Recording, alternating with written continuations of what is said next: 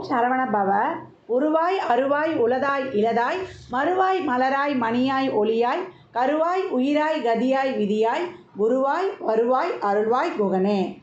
அன்பர்கள் அனைவருக்கும் வணக்கம். நான் ஆர்த்தி சொனலட்சுமி பேசுகிறேன். இந்த பதிவு ஒரு சிறப்பான பதிவு. குரு வக்ர பயிற்சி பலன்கள்.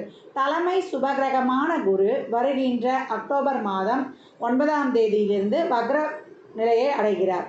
வக்ர நிவர்த்தி எப்பமா அப்படின்னு கேட்குறவங்களுக்கு வருகின்ற ஆண்டு 2025ஆம் ஆண்டு பிப்ரவரி 4ஆம் தேதி ஏறத்தாழ ஒரு 4 மாதங்கள் 116 நாட்கள் இவர் வக்ர நிலையில் இருக்க போகிறார். தலைமை சுபகிரகமே வக்ரம் அடைஞ்சிட்டா எப்படி பலன்கள் ஏற்படும்னு எல்லாருக்கும் ஒரு அச்சம் இருக்கும். ஒரு சிலருக்கு ராசி லக்னத்துக்கு அவர் அசுபராகவும் வருவார், சுபராகவும் வருவார். 12 ராசிக்கும் ஏற்படக்கூடிய ஒரு மாற்றங்களை தான் இந்த பதிவில் தெளிவாக காணவிருக்கிறோம். குருன்னு சொல்லும்பொழுது கட்டு பணத்துக்கு சொந்தக்காரர், நல்ல திருமண வாழ்க்கை, நல்ல குழந்தை பேர், அதே போல் நிறைய சொத்து பத்துகள் சேர்றது, ஒரு பூர்வீக சொத்தை அனுபவிக்கணும், சொத்துக்கள் 2-3 சொத்து இருக்கணும், நகைகள் வாங்கினா நிறைய சேரணும், அதை போட்டு அனுபவிக்கணும், நல்ல ஒரு பேர் புகழ் இதெல்லாம் கிடைக்கணும், சமூகத்தில் ஒரு நல்ல ஒரு தலைமை பண்பு இதெல்லாம் வகிக்கணும், ஒரு நல்ல ஒரு ஆன்மீகத்துறையில் ஒரு சிறப்பாக செயல்படணும் அப்படி சொல்லக்கூடிய அனைத்து விஷயங்களுக்கும் ஒரு சுப நிகழ்வுகள் அனைத்துக்குமே காரணகர்த்தா அவர் தான். குரு வந்துட்டாவே குரு பலன் வந்துருச்சா, ஆண் பெண் திருமண வயதை எட்டிட்டாங்க, அவங்களுக்கு திருமணம் பண்ணணும், நம்மளுக்கு ஒரு வீடு வாங்க முடியுமா, வயதுக்கு ஏற்ப 6 வயது குழந்தையிலேருந்து ஒரு 90 வயது குழந்தை வரைக்கும் அந்த வயதுக்கு ஏற்ப சுபகாரியங்கள் நடைபெறுவதற்கு கோச்சாரத்தில் அவர் வரும்பொழுது வேகமாக செஞ்சிடுறாரு அப்படின்னு சொல்லலாம். இந்த காலகட்டம் அப்பேற்பட்ட ஒரு சுபகிரகமான குரு வக்ரநிலை அடையும் பொழுது என்ன மாதிரியான நிகழ்வுகள் ஏற்படுவது என்பதை தனித்தனி பதிவுகளாக துல்லியமான பலன்களாக தந்துருக்கிறோம். அன்பர்கள் பதிவினை முழுமையாக கேளுங்க. இதில் சொல்லியிருக்கின்ற அனைத்து விதமான பரிகாரங்களையும் இறை வழிபாட்டினையும் செய்து உங்கள் வாழ்வை வளமாக்கிக் கொள்ளுங்கள். விருச்சிக ராசி விருச்சிக லக்னத்திற்கு குரு வக்ர பயிற்சி பலன்கள் எப்படிப்பட்ட சுபமான பலன்களை தரும் அப்படின்னு பார்க்கலாம். ஏன்னா குருவை பொறுத்த வரைக்கும் விருச்சிக ராசிக்கு அதிகப்படியான நன்மையை செய்யக்கூடிய கிரகம். இந்த காலகட்டம் உங்களுக்கு ராசியை பார்த்து அவர் நல்ல பலன்களை தந்து கொண்டிருந்தார்.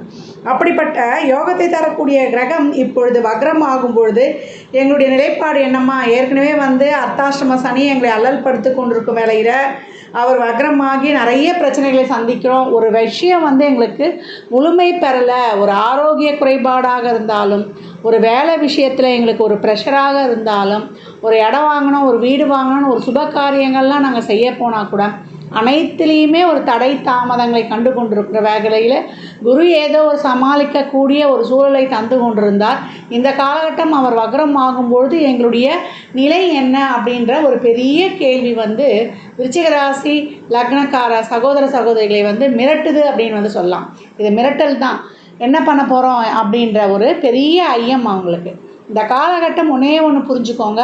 அவர் 2-5 கூடியவர். 2 என்பது தனம், குடும்பம், வாக்கு, குடும்பம் சார்ந்த விஷயங்கள், நம்மளுடைய கையிருப்பு பணம், நம்மளுடைய சம்பாதியத்தை குறைக்கக்கூடியது. 5 நம்மளுடைய திட்டங்கள், நம்மளுடைய குழந்தை பாக்கியம், குலதெய்வம், நம்மளுக்கு ஒரு பதவி உயர்வு இதெல்லாம் சொல்லக்கூடியது. அதே போல் ஒரு நல்ல ஒரு மதிப்பு மரியாதை, ஒரு கௌரவம் கிடைக்கிறது கூட அந்த இடம் சொல்லும் அப்படின்னு சொல்லலாம். ஆன்மீக சம்மந்தப்பட்ட விஷயங்கள். 5 என்றது நம்முடைய திட்டமிடல். நம்முடைய திட்டமிடல்லாம் எப்படி இருக்கும் அந்த காலகட்டம், நம்முடைய மனம், ஆழ்மனது சார்ந்த விஷயங்கள், குழந்தைகளுக்கான ஒரு நல விஷயங்கள், இதெல்லாம் எப்படி இருக்க போகுது அப்படின்னு பார்க்கும்போது நம்ம பூர்வ புண்ணியமே அதுதான். இந்த 5ஆம் இடத்துக்குரியவரை வக்ரம் ஆகும்பொழுது என்னவாகும் அப்படின்னும்போது இந்த காலகட்டம் தொழில் சார்ந்த விஷயங்கள்லாம் உங்களுக்கு எந்த ஒரு பிரச்சனையுமே கிடையாது. ஏன்னா குரு அந்த இடத்த எல்லாம் தொடர்பு கொள்ளலை அப்படின்னு நம்ம எடுத்துக்கொள்ளலாம். இந்த காலகட்டம் தொழிலையே வேலை செய்தாலும் தொழிலில் ஒரு அதிகாரிகள் ஒரு வேலை செய்கிற இடத்துலலாம் கொஞ்சம் நீங்கள் பக்குவமாக வாய் வார்த்தைகளை விடாமல் கொஞ்சம் கவனமாக இருப்பது நல்லது. இந்த காலகட்டம் ஒரு உணவு பழக்க வழக்கங்களில் உடல் சார்ந்த ஆரோக்கியத்திலலாம் கொஞ்சம் கூடுதல் கவனம் எடுத்துக்கோங்க. ஒரு நடைப்பயிற்சி மேற்கொள்கிறது, அதே போல் வேலை செய்கிற இடங்களில் தேவையில்லாத விஷயங்களை ஆர்கியூமெண்ட் பண்ணுவது இதெல்லாம் தவிர்த்து கொள்ளுங்க. பொருளாதார விஷயங்களில் பணம் கொடுக்கல் வாங்கல், வாய் வார்த்தையில் கூட ஒருத்தர்களுக்கெல்லாம் நீங்கள் ஒரு ஜாமீனோ ஒரு இதுவோ இந்த காலகட்டம் சொல்லிடாதீங்க. அதெல்லாம் வந்து ஒரு கமிட்மெண்ட்ஸ்லாம் எதையும் வச்சுக்காதீங்க. இதை செஞ்சிடறேன் அதை செஞ்சிடறேன்ற கமிட்மெண்ட்ஸ்லாம் வச்சுக்காதீங்க. அதெல்லாம் கொஞ்சம் கவனமாக இருங்க. செலவுகளை திட்டமிட்டு கொள்ளுங்கள். பெரும்பாலும் இந்த காலகட்டம் இது வரைக்கும் ஒரு நல்ல ஒரு ஆதாயம், ஒரு தன வருவாயை கொடுத்து கொண்டிருந்த குரு வந்து இந்த காலகட்டம் விரயங்களை அதிகப்படியாக்கும். நம்ம ஒரு பொருள் வாங்க போவோம், அதற்கு தேவையில்லாமல் அந்த பொருள் அந்த காலகட்டம் தான் வந்து விலை ஏறி இருக்கும் நம்ம வாங்க போகிற நேரத்துக்கு. ஒரு திருமணம் சார்ந்த விஷயங்களுக்காக செலவு பண்ணுவீங்க, அதில் வந்து பட்ஜெட்டை தாண்டி போகும். தேவையற்ற ஒரு செலவுகள்லாம் மேற்கொண்டீங்கன்னா அது ஒரு 4 மடங்கு 2 மடங்கு அதை விட ஜாஸ்தி ஆகக்கூடிய வாய்ப்புகள் அதிகம். அதனால் என்னென்ன செலவுகளை செய்யணும் என்பதை இந்த காலகட்டம் திட்டமிட்டுக் கொள்வது ரொம்ப சிறப்பு. அதே போல் இந்த காலகட்டம் அவர் வந்து உறவு சார்ந்த விஷயங்களில் தான் கொஞ்சம் கை வைப்பார். பொருளாதாரம் கூட நீங்கள் ஏதோ ஒரு வேலைக்கு போகிறோம், அன்றாட வாழ்க்கையை பார்க்குறோம், சமாளிச்சிடன்றாங்கன்னா கணவன் மனைவி உறவு, நண்பர்கள் சார்ந்த விஷயங்கள், ஒரு கூட்டு தொழில், கூட்டாளி, இந்த விஷயங்கள் இருக்கவங்க ரொம்ப கவனமாக இருங்க. நண்பர்களுக்கு ஒரு தேவையில்லாத செலவு செய்கிறது, ஒரு திடீர்னு ஒரு சுற்றுலா பயணம் போகிறோன்னு சொல்லிட்டு எல்லா செலவும் உங்கள் தலையில் விடியறது, இல்லை வந்து ஒரு கல்யாணம் ஒரு திருமணம் சார்ந்த ஒரு உறவுகளோடு போகிறீங்க, அந்த செலவு திடீர்னு நீங்கள் ஏற்றுக்கிற மாதிரி வரும். இதெல்லாம் வந்துச்சுன்னா கொஞ்சம் வந்து நீங்கள் அட்ஜஸ்ட் பண்ணி அதை வந்து ஏற்றுக்கொண்டு போயிடுங்க. ஏன்னா விரயமாக போகுது, ஒரு நல்ல விஷயத்துக்கு செலவு பண்ணிட்டா போதும், இல்லை ஒரு நோய்க்கோ இதுக்கோ செலவாகாமல் இருக்கக்கூடாது இல்லையா. இந்த காலகட்டம் அறியாத தெரியாத நபர்கள்கிட்ட கொஞ்சம் கவனமாக பழகுங்க. அது எதிர்ப்பாளரிடம் கொஞ்சம் கவனத்தோடு பழகணும். இந்த காலகட்டம் வந்து ஒரு கமிட்மெண்ட்ஸில் இருக்கிறீங்க, ஒரு லவ்லலாம் இருக்கிறீங்கன்னா நம்ம தேவையில்லாத ஒரு ரிலேஷன்ஷிப்பில் இருக்கிறவங்க உங்கள் வீட்டில் சொல்லி சம்மதம் கேட்குறதுக்கு கூட ஒரு 2 பேர் சம்மதம் கிடைக்க 2 பேர் சம்மதம் கிடைக்காது, அங்கே ஒரு எதிர்ப்பாலை மேலவங்க அப்படின்னு வந்து சொல்லலாம். ஏன்னா குருவை பொறுத்த வரைக்கும் 1, 4, 7, 10 என்ற கேந்திரங்களில் வரும்பொழுது நன்மை தீமை 2ம் கலந்தே செய்வார். இந்த காலகட்டம் நேரடி பார்வையால் உங்களை பார்த்து கொண்டிருந்த குரு உங்களுக்கு நல்ல ஒரு உத்வேகத்தை கொடுத்து கொண்டிருந்தார். இப்பொழுது வக்ரம் ஆகும்பொழுது உங்களுக்கு அதிகப்படியான ஒரு மனக்குழப்பமும் ஒரு தெளிவில்லாத நிலையம் தான் கொடுக்கும். அப்போ இந்த காலகட்டம் மாணவர்களாக இருந்தாலும் ஒரு படிப்பை தேர்ந்தெடுக்கிற விஷயத்தில் உங்கள் எண்ணங்கள் எல்லாம் நீங்கள் பூர்த்தி செய்யணுன்ற ஒரு ஆர்வம் இருக்கும். அது கிடைச்சாலும் அதற்கு ஒரு லோன் கிடைப்பதோ, இல்லை ஒரு பெற்றோருடைய ஆதரவு கிடைப்பதோ, இதில் வந்துலாம் வந்து ஒரு எதிர்ப்போ ஒரு பாசிட்டிவும் கலந்தே வரும் அப்படின்னு வந்து சொல்லலாம். நன்மை தீமை ஏற்கனவே கலந்து வரோம் அப்படின்னு சொல்லிட்டாங்க. எல்லாத்துலேயுமே ஒரு எதிர்ப்பை மீறி நீங்கள் சாதிக்கக்கூடிய காலகட்டமாக இருக்குது. இப்போ தசாபுதிலாம் சிறப்பாக இருந்தால் உங்களுக்கு ஒரு நல்ல விஷயங்களுமே நடந்துடும். உங்கள் பேச்சுக்கு வந்து எல்லாம் முன்னுரிமை கொடுக்கறது, உங்களுக்கு ஒரு நல்ல தன வருவாய் வருவது, உங்களுக்கு சென்ற இடம்லாம் கற்றோருக்கு சென்ற இடம்லாம் சிறப்பு பண்ணுவோம் இல்லையா, அந்த மாதிரி ஒரு சிறப்புகள் கிடைப்பது இதையும் கொடுத்துரும்.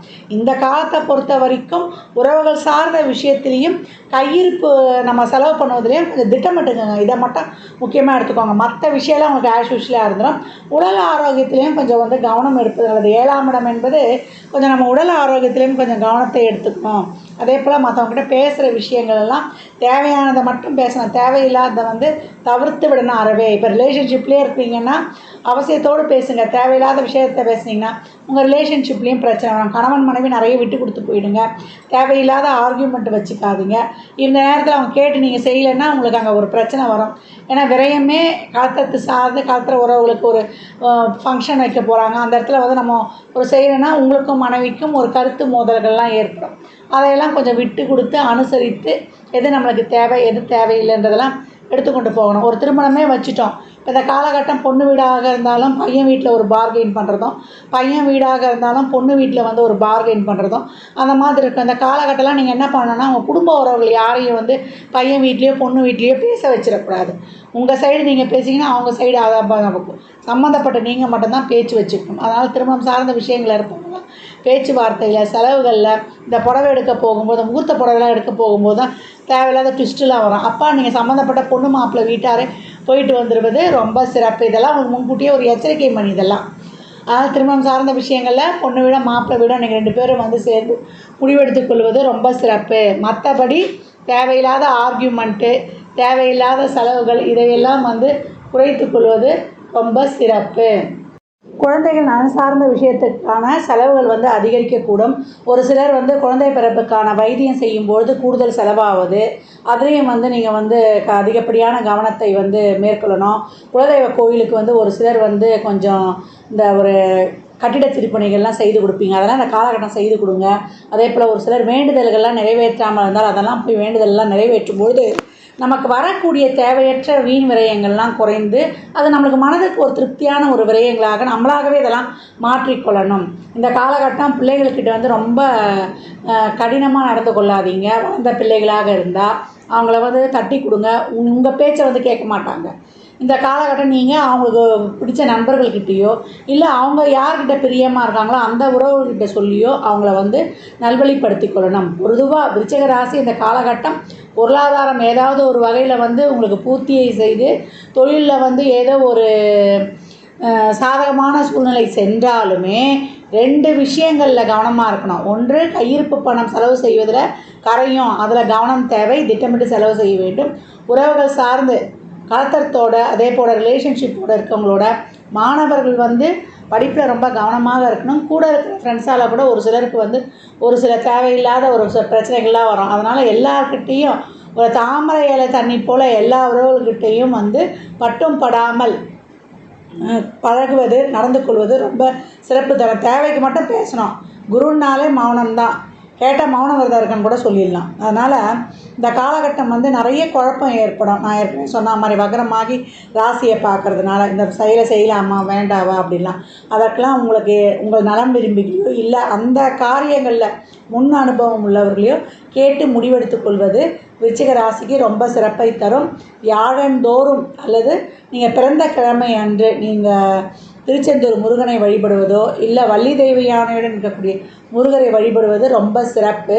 அதை தாண்டி நீங்கள் என்ன பண்ணோன்னா வியாழந்தோறும் ஒரு 3 நெய் தீபமோ நல்ல தீபமோ குரு பகவானுக்கு வந்து போடுவது, அப்படிலாம் சித்தர் ஜீவ சமாதி வழிபாடு, அதே ஆன்மீக குருமார்களை வணங்குவது, உங்களுக்கு யாரை குருவாக நினைக்கிறீங்களோ அவங்க வணங்குவது, பெரியவங்க கிட்ட முதல்ல மரியாதையாக நடந்துக்கோங்க. பெரியவங்களை ரொம்ப வணங்குவது, அவங்கக்கிட்ட கீழ்ப்படிந்து நடப்பது, இதெல்லாமே ரொம்ப மனநோகக்கூடாது. நம்முடைய தாய் தந்தையராக இருக்கட்டும், நம்மளை விட வயது பெரியவங்களாக இருக்கட்டும், அவங்களாம் குரு தான், ஆன்மீக குருமார்கள். இல்லை உங்களுடைய ஜோதிட உங்களுக்கு பார்ப்பாங்களே, அவங்களுக்கு தொடர்ந்து அவங்களுக்குலாம் அவங்களால முடிந்த உதவி செய்வது, ஒரு ஆடை தானமோ இல்லை அவங்க வாழ்க்கையை ரொம்ப கஷ்டப்படுறாங்கன்னா அவங்க வாழ்க்கைக்கு தேவையான உதவிகளை செய்யும்பொழுது உங்களுக்கு ரொம்ப சிறப்பாகவே பலன்கள் நடக்கும் அப்படின்னு வந்து சொல்லலாம். திரையும் ஏற்புன்னு சொல்லுவோம். இதை மற்றவருக்கு தான தர்மம் மூலியமும் நிறைவேற்றி கொள்ளலாம். அதே போல் குருனாலே குழந்தைகள் தான். படிக்கும் குழந்தைகளுக்கு இல்லை கஷ்டப்படுற குழந்தைகளுக்கு அப்பா அம்மா இல்லாமல் ஆதரவற்று இருக்கும் குழந்தைங்களுக்கு உங்களால் முடிந்த ஆடை தானம், அன்னதானம், வஸ்திர தானத்தை வந்து தாராளமாக செய்யுங்க. குருனாலே பேரறிவாளர். அவங்களுக்கு தேவையான புத்தகம், நோட்டு, பேனா, பென்சில், அவங்க கல்விக்கு உதவுவது, இதெல்லாம் ரொம்ப சிறப்பான பலன்களை தரும். விருச்சிக ராசி லக்னக்காரர்கள் வாழ்நாள் முழுவதும் சிறப்பான பலனை அடைவதற்கு மனமார்ந்த வாழ்த்துக்களை தெரிவித்துக் கொள்கிறேன். இந்த குரு வக்ரப்பெயர்ச்சி உங்களுக்கு திருமணம், குழந்தை பாக்கியத்திற்கு வந்து சப்போர்ட் பண்ண போதா இல்லை பொருளாதாரத்திற்காக முதல்ல சப்போர்ட் பண்ண போதா என்பதெல்லாம் உங்கள் சுய ஜாதகத்தை ஆய்வு செய்வதன் மூலம் மட்டுமே நம்ம தெளிவாக அறிந்து கொள்ள முடியும். ஒரு சிலருக்கு வந்து ஒரு வேலை மாற்றம், ஒரு வீட்டை விட்டு வெளியே இருக்கிற மாதிரி ஒரு சூழல்லாம் ஒரு வேலை விஷயமாக ஏற்பட்டால் தாராளமாக வந்து நீங்கள் அதை ஏற்றுக்கொள்ளலாம். குடும்பத்தில் வந்து கணவன் மனைவி சண்டை சச்சரவை வந்து அதை தீர்க்கிறதுக்கு இதுவும் வந்து ஒரு உபாயமாக கருதப்படும். இப்போ நடக்கக்கூடிய பலன்கள்லாம் கடவுள் மேலே பாரத்தை போட்டு அந்த சூழலை வந்து எதிர்கொள்ள தயாராகுங்கள். உறவுகள் சார்ந்த விஷயத்தில் இதை மட்டும் நல்லா அண்டர்லைன் பண்ணிக்கோங்க. ஜாதகம் பார்க்க விரும்பும் நண்பர்கள் கீழ்கண்ட எண்ணுக்கு வந்து மெசேஜ் செய்யுங்க. தங்களுக்கான விவரங்கள் அளிக்கப்படும். அப்பாயின்மெண்ட் பெற்றுக்கொள்ளலாம். ஜாதகம் சிறந்த முறையில் கணித்து பார்த்து தரப்படும். முகூர்த்த நாட்கள் குறித்து தரப்படும். ஜாதகம் சிறந்த முறையில் கணித்து எழுதி தரப்படும். அவரவர் சேவைக்குண்டான கட்டணத்தை செலுத்தி சிறப்பான சேவைகளை பெற்று வாழ்வை வளமாக்கிக் கொள்ளலாம். மற்றும் ஒரு சிறப்பான பதிவில் சந்திக்கும் வரை தங்களிடமிருந்து விடைபெற்றுக் கொள்வது ஆர்கே சொர்ணலக்ஷ்மி. மிக்க நன்றிகள். வாழ்க வளமுடன். நற்பவி நற்செழி.